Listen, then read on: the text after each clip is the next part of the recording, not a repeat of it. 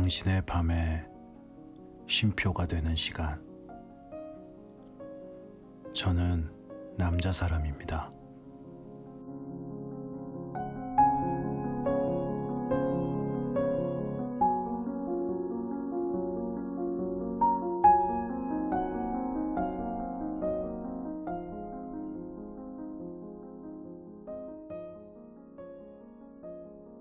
안녕하세요.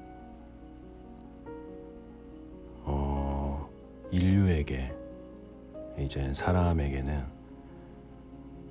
다양한 언어와 글씨가 있죠.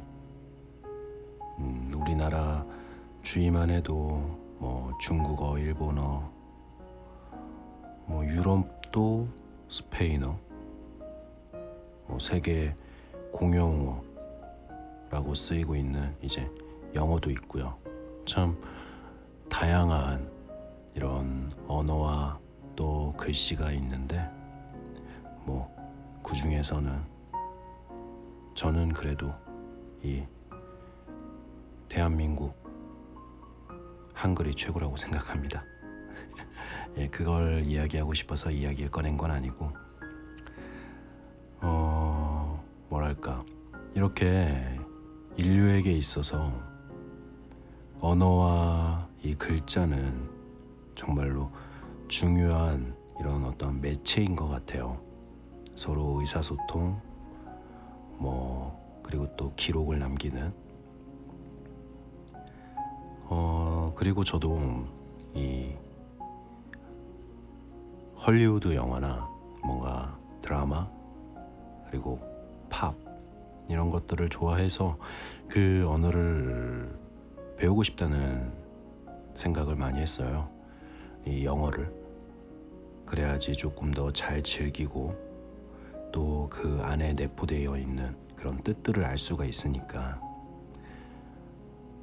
그래서 이 영어 공부를 참 여러 차례 시작해 보려고 노력했던 것 같아요. 근데 이 공부는 저랑 잘 맞지 않아서 번번이 실패하게 되더라고요. 그렇게 이런 중요하기도 하고 또 배우기도 쉽지 않은 것들이 어떠한 다른 문화권에 있는 그런 언어인 것 같아요. 여러분들도 뭔가 배우고 싶은 그런 언어 하나씩들은 있겠죠? 없을 수도 있는데 네, 어쩌다 이제 언어 이야기를 하게 됐냐면, 이제 어디서 들은 이야기인데, 이 언어를 배우는 것이 친구를 사귈 수 있는 뭔가 그런 기회의 창을 넓히는 거라는 이야기가 있더라고요. 그래서 저는 항상 이 영어를 배우는 거에 대해서 실패하는데, 참 나는 그런 기회의 창이 좁구나 생각을 하다가 문득 이런 생각이 들었어요. 꼭 언어가 아니더라도 정말로 이미 모두 알고 있는 그런 공통어가 있지 않나? 바로 이 뭔가 얼굴 표정, 분위기, 이런 것인 것 같아요. 실제로도 바디랭귀지로 해가지고 이제 해외여행이나 가서 자연스러운 소통은 안 되지만 어느 정도의 소통은 할 수 있잖아요.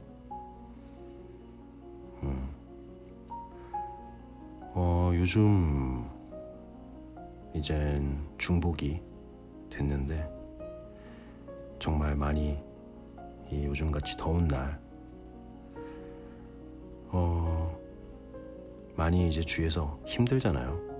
많이 더우니까 불쾌지수도 올라가고 뭔가 주위 사람들의 표정도 그렇게 많이 지쳐있고 어두운 표정들을 지을 텐데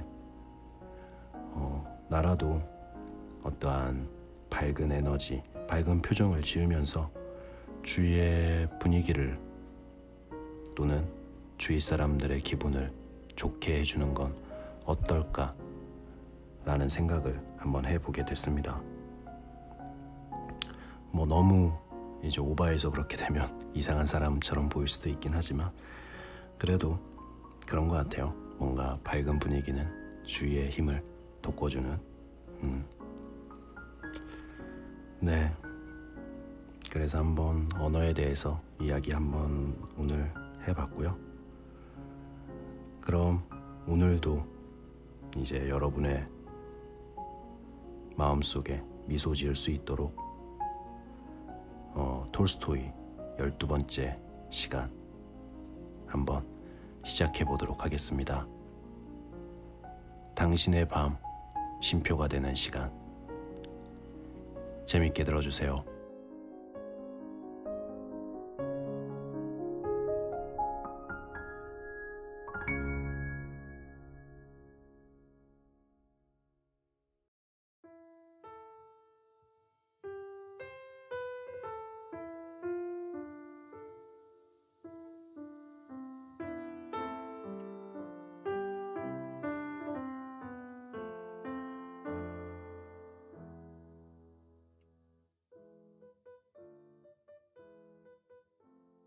딸기 첫 번째 시간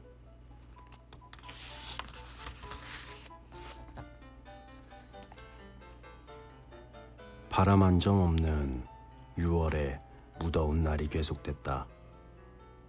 숲속의 나뭇잎은 물기가 많고 칙칙하며 푸르렀다. 여기저기에 자작나무며 보리수에 노란 잎이 떨어져 있을 뿐이었다. 들장미는 향긋한 꽃내음을 풍기고 있었다. 숲속의 풀밭에는 달콤한 토끼풀이 쫙 깔려 있었고 칙칙한 키가 큰 라이보리는 거뭇한 빛을 띠고 너울거리고 있었으며 반쯤 알이 들어 있었다. 저지에서는 뜸부기가 서로를 부르고 있었고 귀리며 라이보리 속에서는 메추라기가 목신 소리로 울기도 하고 지저귀기도 했다. 숲속의 휘파람 새는 어쩌다가 노래를 한 가닥 뽑고는 뚝 그치곤 했다. 찌는 듯이 무더운 더위다. 길에는 손가락 두께의 마른 먼지가 꼼짝도 않고 엎드려 있었는데 살짝 미풍이 불기만 해도 오른쪽으로 실려갔다 왼쪽으로 실려갔다 하면서 짙은 구름처럼 피어오르는 것이었다. 농부들이 움막을 짓고 걸음을 내며 가축들은 다시 새풀이 돋아나기를 기다리면서 풀 한 포기 없이 말라붙은 묵정밭 위에서 배를 굼고 있다. 암소며 수송아지들은 꼬부랑하게 지켜져 올라간 꼬리를 획획 내두르며 채꾼에게서 그리고 외양간에서 달아나고 있다. 머슴애들은 길가며 개천가에서 말을 보고 있었다.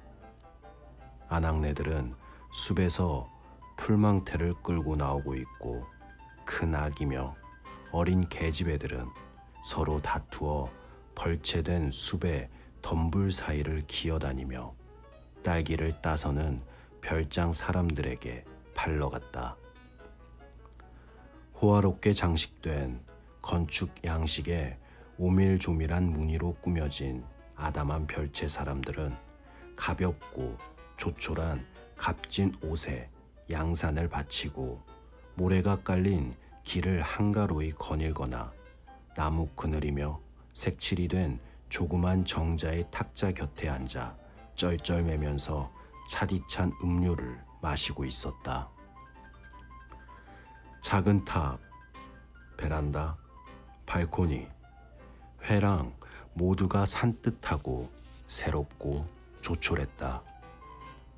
이 딸린 니콜라이 셰묘누이친의 호화로운 별장 옆에는 15베르스타 이쪽 저쪽 떨어진 도시에서 어자가 말하고 있듯이 페테르부르크의 한 귀인을 태우고 작은 방울이 달린 삼두 역마차가 서 있었다. 이 귀인은 자유사상의 인물로 온갖 공사단체에 관계를 가지고 있었다. 그리고 겉으로는 교묘히 정부의 편역을 든채하면서 실상은 가장 자유주의적인 패와 어울리고 있었다.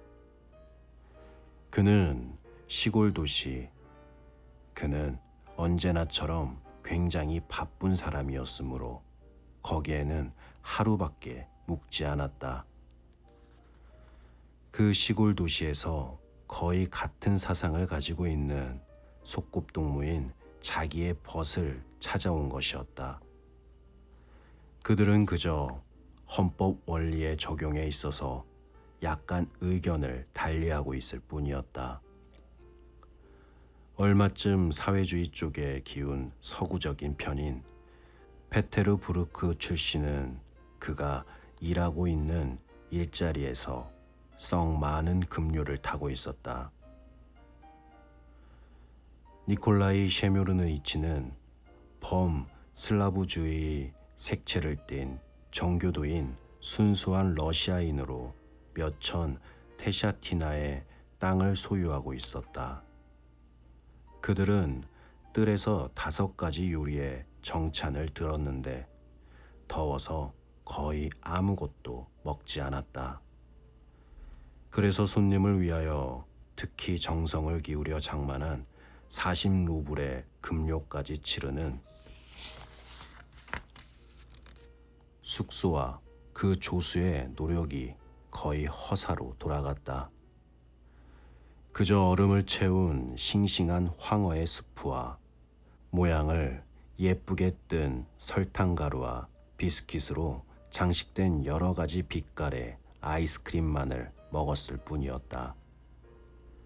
손님과 같이 식사를 한 것은 자유사상의 의사와 아이들의 가정교사인 극렬한 사회민주주당원이자 혁명론자로 니콜라이 셰뮤느이치가 휘어잡을 수 있는 학생과 니콜라이 셰뮤느이치의 아내인 마리아와 세 어린애들로 그 중에 제일 막내둥이는 생과자만 먹으러 온 것이었다. 정차는 약간 딱딱했다. 그것은 마리아. 그녀 자신이 아주 신경질적인 여자였다. 그 마리아가 고가, 점잖은 집안에 있어서의 관습대로 막내둥이인 사내아이 니콜라이가 그렇게 불리고 있었다. 고가의 배탈로 걱정하고 있었기 때문이었다. 게다가 또 손님과 니콜라이 셰뮤네이치 사이에 정담이 시작되자마자 누구 앞에서건 자기의 신념을 피력하기를 서슴지 않고 나타내기를 바라면서 물불을 가리지 않는 학생이 이야기 속에 끼어들었기 때문이었다. 그리하여 손님은 입을 다물어 버렸고 니콜라이 셰뮤네이치는 혁명론자를 달래게 됐다. 6시쯤에 식사가 끝났다. 식후에 2번은 베란다에 앉아 연한 백포도주를 탄 시원한 나르잔산 탄산수로 몸을 식히면서 담소했다. 그들의 의견의 차이는 무엇보다도 먼저 선거는 어떤 것이어야 하는가, 즉 간접 선거이어야 하는가 혹은 직접 선거이어야 하는가 하는 문제에 있어서 나타났다. 그리고 창문에 쇠망을 쳐 파리를 막고 있는 식당으로 차를 마시러 오라는 전달을 받았을 때에는 서로 막 열을 띄어 쟁론이 시작될 참이었다. 차를 마시는 동안 마리아와 일반적인 이야기가 오갔는데 그녀는 고가의 소화불량증에 대한 생각에 빠져 이 이야기에 흥미를 느낄 수 없었다. 이야기는 회화에 대한 것으로 옮겼다. 그리하여 마리아도 데카당스의 회화 속에는 부정할 수 없는 무엇인가 알지 못하는 것이 있다고 주장했다. 그녀는 이때 전혀 데카당스의 회화에 대해서 생각하고 있는 것은 아니었다. 전에 여러 차례 말했던 것을 되풀이해서 말한 것에 지나지 않았던 것이었다. 손님에게 이 문제는 조금도 흥미가 없었다. 그러나 데카당티즘에 대해서 여러 가지로 얘기하는 것들을 들어 알고 있었다. 그리하여 그것을 아주 그럴싸하게 말하였으므로 누구에게도 그가 데카당티즘이나 혹은 비데카당티즘에 대해서 아무런 이해도 없다고는 여기지지 않았다. 니콜라이 세면의치는 아내의 얼굴을 바라보면서 그녀에게는 무엇인가 불만스러운 일이 있다, 무엇인가 불쾌한 일이 있는 것이다 하고 느꼈다. 뿐만 아니라 그는 그녀가 말하고 있는 것, 그가 벌써 100번도 더 들었을 것 같은 것을 듣기가 어지간히 지루했다. 값진 청동제의 램프와 마당에 각등이 켜지고 병을 앓는 고가가 의사의 진료를 받고 난 뒤 어린애들은 잠자리에 들었다. 손님은 니콜라이 셰면의치 그리고 의사와 함께 베란다로 나갔다. 하인이 가시 달린 종대와 나르잔산 탄산수를 내왔다. 그리하여 자정쯤에는 지금까지 위중한 시기의 러시아에는 어떠한 정책이 채택되어야 하는가에 대한 활기 있는 실론이 시작되었다. 두 벗은 이야기를 주고받으면서 연방 담배를 피워댔다. 바깥 별장의 대문 밖에는 먹이도 없이 서 있는 영마들이 방울을 짤랑거렸다. 그리고 역시 요기도 못하고 마차 안에 앉아있는 늑다리 여자가 하품을 했다, 코를 골았다 했다. 이 여자는 20년 동안이나 한 주인 밑에서 살아왔는데 3, 4루블을 술값으로 쓰는 것 외에 급료는 모두 향리의 형에게 붙이고 있는 것이었다. 여기저기에 별장에는 숙탁들이 유달리 옆 별장의 수탉 한 마리가 큰 소리로 날카롭게 회를 치며 울기 시작했을 때 어자는 자기가 잊고 있는 것이 아닌가 하는 불안한 느낌이 들었다. 그리하여 그는 마차에서 내려 별장 안으로 들어갔다. 그는 자기의 승객이 앉아서 무엇인가를 마시기도 하고 세세에 큰 소리로 말하고 있기도 하는 것을 보았다. 그는 그 옆으로 가기를 꺼려 하인을 찾으러 갔다. 하인은 제복을 입은 채 현관방에서 말뚝잠을 자고 있었다. 어자는 그를 깨웠다. 농노 출신인 하인은 자기의 벌이는 15루블의 급료와 손님들에게서 받는 때로는 1년에 100루블까지 울리는 팁으로 썩 괜찮은 것이었다. 자기의 대가족, 딸 5과 2 아들을 먹여 살리고 있었다. 그는 훌쩍 뛰어 일어나 몸을 가다듬고 옷을 툭툭 털고 나자 어자가 걱정하며 돌아가고 싶어 한다는 것을 알리러 주인한테로 갔다. 하인이 들어갔을 때는 한창 쟁론 중이었다. 그들에게로 다가가자 의사가 거기에 끼어들었다. 나는 인정할 수 없습니다 하고 손님이 말했다. 러시아 국민에게 무엇인가 달리 나아갈 발전의 길이 있다든가 하는 것을 무엇보다도 필요한 것은 자유입니다. 정치적 자유, 이것이야말로 세인이 주지하고 있다시피 한 자유, 즉 최대의 자유이죠. 타인의 최대의 권리를 지켜준다는 조건하에 말이에요. 손님은 자기가 혼란에 빠져 있으며 무엇인가 옳지 않은 말을 하고 있음을 느꼈다.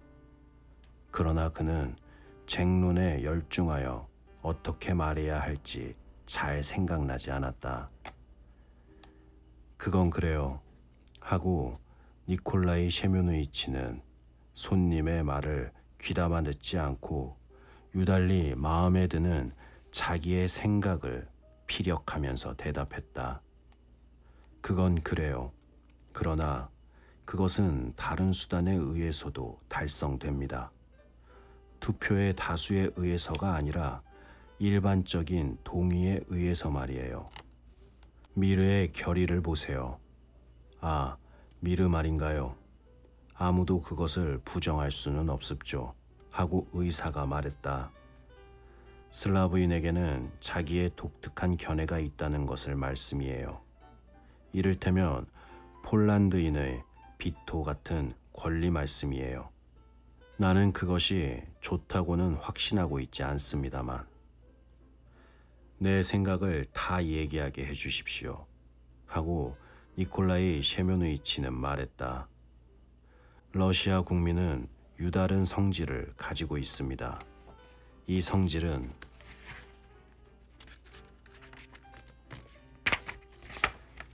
그러나 제복을 입고 잔뜩 졸리는 듯한 눈으로 들어온 이반이 그의 말을 회방했다.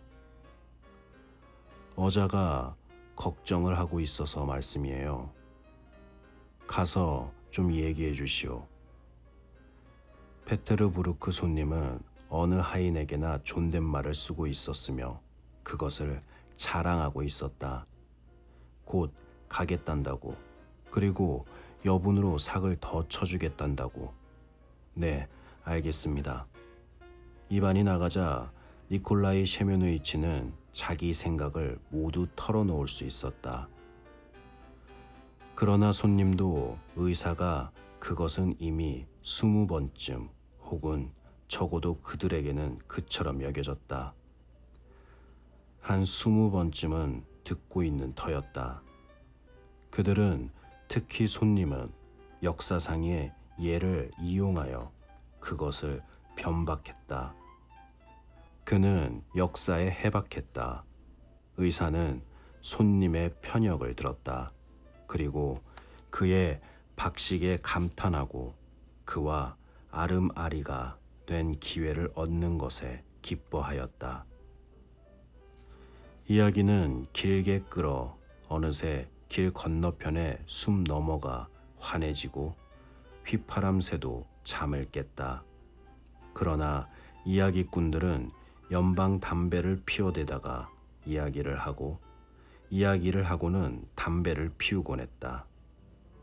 아마 문에서 하녀가 들어오지 않았다면 이야기는 아직도 더 계속되었을 것이다.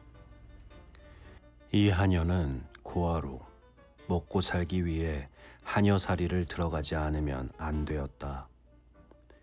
처음 그녀는 장사치한테서 하녀살이를 하였는데 거기에서 점원에게 유혹당하여 아이를 하나 낳았다. 그 어린애가 죽어 그녀는 벼슬아치네 집에 하녀살이를 들어갔는데 거기에서는 중학생인 아들이 그냥 놓아두지 않았다. 그래서 그녀는 니콜라이 셰메노이치네 집에 하녀로 들어왔던 것이다. 이번 주인은 제 음욕을 채우려고 그녀에게 치근치근 굴지 않고 딱딱 급료를 치러주었으므로 그녀는 자기 자신을 행복하게 여겼다. 그녀는 마님이 의사와 니콜라이 셰메노이치를 부르고 있다는 것을 알리러 들어왔던 것이다. 하고 니콜라이 셰면회이치는 생각했다. 틀림없이 고가에게 무슨 일인가가 생긴 것이겠지. 왜 그래? 하고 그는 물었다. 니콜라이 예비치님이 몸이 좋지 않으십니다. 하고 하녀는 말했다. 니콜라이 예비치라는 것은 과식으로 설사를 앓는 고가를 가리키는 것이었다. 아니 이런, 하고 손님은 말했다. 날이 다 샜는걸요.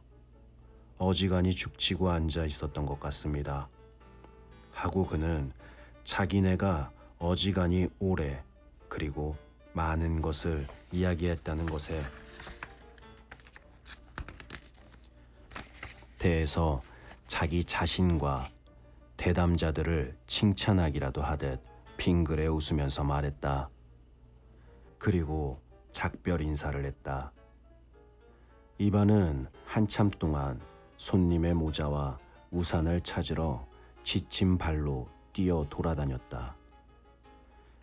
그것은 손님 자신이 어딘지 좀처럼 찾기 힘든 데다 처박아 놓았던 것이다.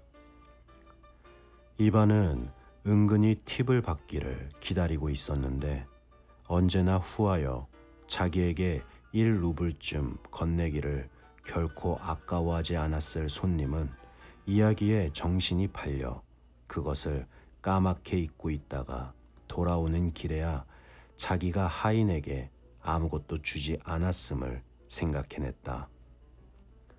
뭐 별 수 없지. 어자는 어자대로 기어올라가 곶비를 잡고 옆으로 비스듬히 앉아 곶비를 툭 쳤다. 방울이 울렸다. 페테르부르크 출신은 부드러운 용수철 위에서 흔들거리면서 갔다. 그리고 자기 벗에 천박하고 편협한 사고에 대해서 생각하고 있었다. 니콜라이 셰면회이치는 금방 아내에게로 가려고는 하지 않고 똑같은 것을 생각하고 있었다. 그 페테르부르크치의 사상에 천박한 편협함은 이만저만이 아니다. 그는 이것에서 빠져나올 수 없다 하고 그는 생각했다. 그는 아내의 방으로 들어가기를 늦추었다. 지금 들어가 만나 보았댔자 별반 좋은 것을 기대하지 못할 것이기 때문이었다. 모든 것은 딸기에서 일어난 일이었다. 어제 마을 어린애들이 딸기를 팔러 가져왔었다. 니콜라이 셰면회이치는 흥정도 하지 않고 덜 익은 딸기 2접시를 샀던 것이다. 그리하여 아이들을 그것을 달라고 졸라대면서 뛰어와 접시채 그대로 개눈 감추듯 먹어치웠다. 마리아는 아직 침실에서 나오지 않았었다. 나와서 고가에게 딸기가 주어진 것을 알고는 그가 이미 배탈이 나 있을 터였으므로 노발대발했다. 그녀는 남편을 나무라고 남편은 그녀를 나무라기 시작했다. 그리하여 거의 말다툼 같은 불쾌한 말이 나왔다. 저녁이 되자 고가의 병증은 악화되었다. 니콜라이 셰면회이치는 그것으로 그냥 가라앉을 줄 알았는데 의사를 부르러 보낸 것이 일이 심상치 않았음을 나타내고 있었다. 그가 아내에게로 돌아왔을 때 지금은 생각에 두고 있지도 않지만 전에는 굉장히 마음에 들었던 얼룩덜룩한 비단 자리옷 바람의 그녀가 어린이방에서 의사와 함께 단지 위로 허리를 구부리고 서서 거기에다 촛농이 뚝뚝 떨어지는 촛불을 비추고 있었다. 의사는 조심스럽게 코안경 너머로 악취가 나는 속것을 막대기로 뒤적이면서 그것을 바라보고 있었다. 그렇습니다. 하고 그는 의미심장하게 말했다. 모두 그놈의 딸기 탓이에요. 아니, 딸기가 어째서? 하고 소심하게 니콜라이 셰면의치가 말했다. 딸기가 어째서냐고요? 바로 당신이 이 애에게 먹인 거예요. 그래서 나는 잠을 한 잠도 못 잔 거예요. 그리고 이 애는 죽을 거예요. 뭐? 죽지는 않습니다. 하고 빙그레 웃으면서 의사가 말했다. 어린애에게 청연을 한 포 복용케 하고 주의하게 하면 자, 지금 하십시오. 곤이 잠들었는걸요. 하고 마리아가 말했다. 그럼 건드리지 않는 게 좋습니다. 내일 다시 들르겠습니다. 그렇게 하세요. 의사는 떠났다. 그리하여 니콜라이 셰면의치는 혼자 남아서 오랫동안 아내를 달래기에 진땀을 뺐다. 그가 잠들었을 때는 벌써 날이 환히 밝아 있었다.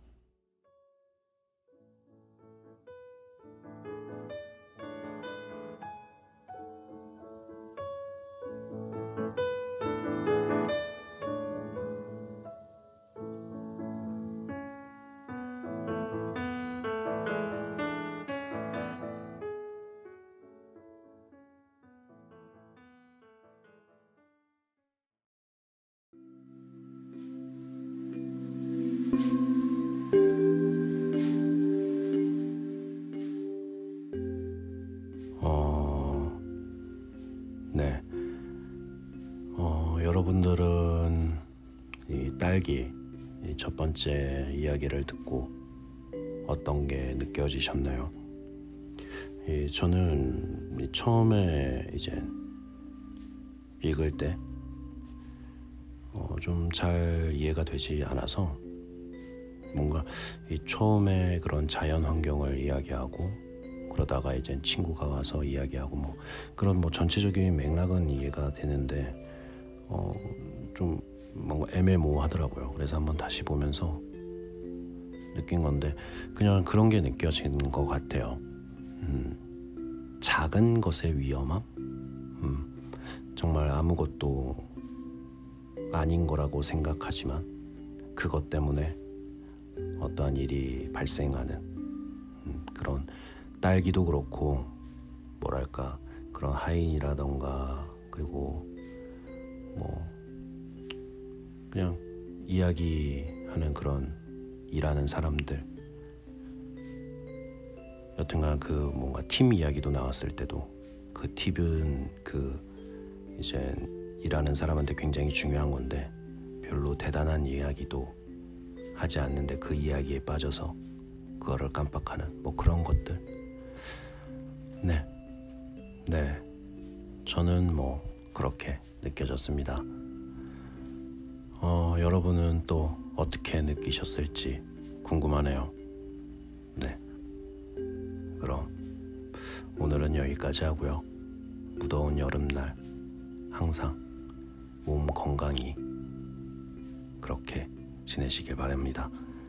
네, 당신의 밤 쉼표 하나 오늘은 여기까지 하겠습니다. 편안한 밤 되세요.